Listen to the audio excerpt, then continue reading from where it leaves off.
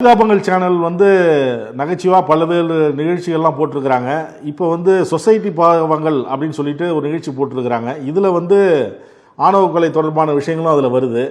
ஒரு சாதிய தலைவர்களாக இருப்பவர்கள் அந்த சாதியில் இருக்கிற இளைஞர்களை எப்படி வழிநடத்துகிறாங்க, அந்த சாதிய உணர்வை ஊட்டி அதுக்கப்புறம் அவங்க அந்த இளைஞர்கள் கொலை செய்கிற அளவுக்கு போனதுக்கப்புறம் அவங்க தப்பிச்சுக்கிறாங்க, அந்த இளைஞர்கள் சிக்கிடுறாங்க.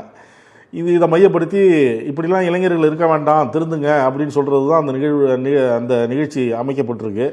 இப்போ இந்த நிகழ்ச்சியை எடுத்தவங்களுக்கு மிரட்டல் வருவதாக சமூக வலைதளங்களில் போகுது. அவங்களுக்கு பாதுகாப்பு கொடுக்கணும் அப்படின்லாம், கருத்துரிமை உண்டு, சமூகத்தில் நடக்கிறது தானே அவங்க சொல்லியிருக்கிறாங்க நகைச்சுவையா, இதில் என்ன தப்பு இருக்குது, அவங்களுக்கு மிரட்டல் வரக்கூடாது அப்படிங்கிற குரலும் வருது. இது எப்படி பார்க்க? இதுதான் இன்றைக்கு தேவை. அதாவது ஒரு சமூகத்தில் இருக்கக்கூடிய ஒரு அவலத்தை சட்டையர்னு சொல்லுவாங்க எப்பயுமே ஆங்கிலத்தில். அதை ஒரு பத்திரிகையாளர்கள் தங்களுக்குரிய முறையில அதை விமர்சனபூர்வமாக அவங்க போடுறாங்க பாருங்க, அது சரியானது. அப்படி மிரட்டல் விட்டாங்கன்னா அதை சந்திக்க வேணும்.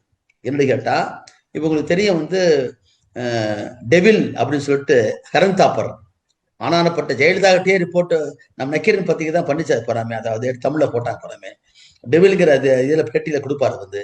இன்னைக்கு நான் என்ன சொல்றேன்னா, நான் அப்பட்டமா சொல்றேன், இந்த வருணுடைய இவ்வளவு ஒரு கேவலமான படுகொலைக்கு பின்னால கூட ஹரிநாடான்னு சொல்ற ஒருத்தர் என்ன பண்றாருன்னா, அவரு பேட்டி தர்றாரு, நீ பேசாம உங்க அப்பா அம்மா பேச்ச கேட்டு உங்க ஜாதியில கல்யாணம் பண்ணி போயிருக்காங்கல்ல, பண்ணிதான் உயிரோடு இருந்திருப்பேன்னு சொல்றாரு.